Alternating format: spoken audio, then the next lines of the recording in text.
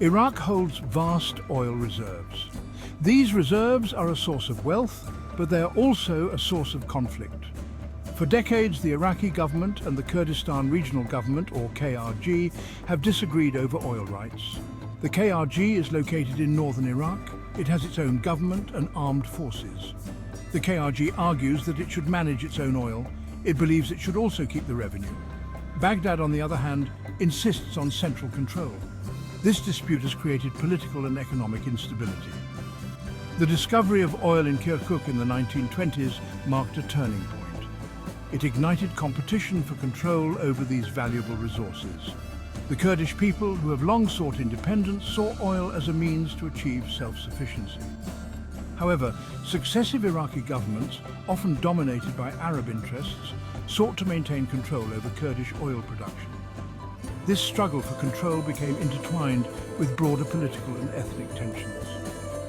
The fall of Saddam Hussein in 2003 brought hope for a resolution. A new Iraqi constitution recognized the KRG's right to manage its oil fields. However, the constitution also stipulated that oil revenue should be shared equitably across Iraq. This provision proved difficult to implement. Disputes arose over the revenue-sharing mechanism. The KRG began exporting oil independently. This angered Baghdad, which saw it as a violation of the constitution. In 2023, a new oil law was approved by the Iraqi government. This law marks a significant shift in the power balance. It aims to centralize control over the country's oil and gas sector. The law asserts Baghdad's authority over all aspects of the industry. This includes exploration, production, and export. It also establishes a new federal oil and gas council. This council is responsible for overseeing the industry. The new law mandates that all oil revenue must be deposited into a central account controlled by the federal government. This means that the KRG is now required to hand over its oil revenue to Baghdad. In return, the KRG is supposed to receive a share of the federal budget. However, the exact percentage of this share remains a point of contention. The law also stipulates that the federal government will have the final say in negotiating and signing oil contracts. This includes contracts with international oil companies operating in the Kurdistan region. The KRG can participate in these negotiations. However, it can no longer sign independent deals. This provision significantly reduces the KRG's autonomy in managing its oil sector. The passage of the new oil law has been met with mixed reactions in the Kurdistan region. Some Kurdish officials have criticized the law. They view it as an attempt by Baghdad to undermine the KRG's hard-won autonomy. They argue that the law unfairly deprives the KRG of its oil revenue. This revenue is crucial for the region's economic development. Others within the KRG have adopted a more pragmatic stance.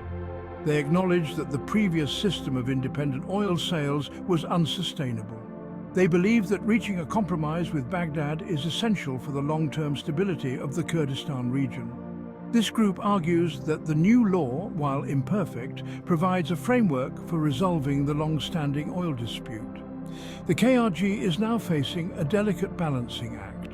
It must stand up for the rights of the Kurdish people and protect their economic interests.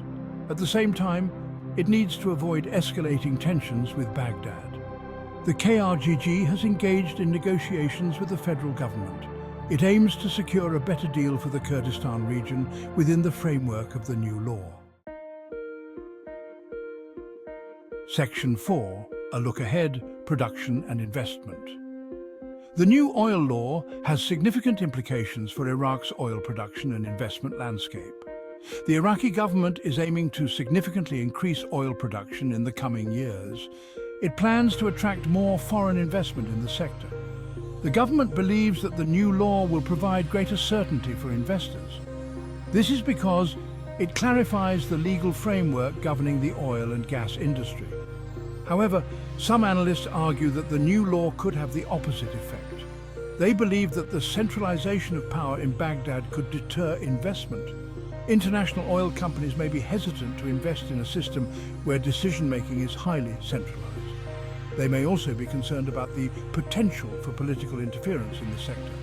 The success of Iraq's plans to increase oil production will depend on a number of factors. These include the stability of the country's security situation, the ability of the government to attract foreign investment, and global oil prices. The new oil law is just one piece of the puzzle. Its long-term impact on Iraq's oil sector remains to be seen. Section 5. International factors, a wider perspective. The developments in Iraq's oil sector are being closely watched by the international community. The United States, which has played a significant role in Iraq since the 2003 invasion, has expressed its support for a unified and stable Iraq. It has encouraged dialogue between Baghdad and the KRG to resolve their differences peacefully. Other regional powers, such as Turkey and Iran, are also closely monitoring the situation. Turkey is a major importer of Iraqi oil. It has developed close ties with the KRG. Iran, on the other hand, has significant influence in Baghdad. The new oil law has the potential to reshape the geopolitical dynamics of the region. The global energy market is also being impacted by the developments in Iraq. Iraq is one of the world's largest oil producers. Any disruption to its oil exports could have significant implications for global oil prices. The international community is hoping that Iraq will be able to overcome its internal divisions and emerge as a stable and reliable supplier of oil to the global market. Section 6.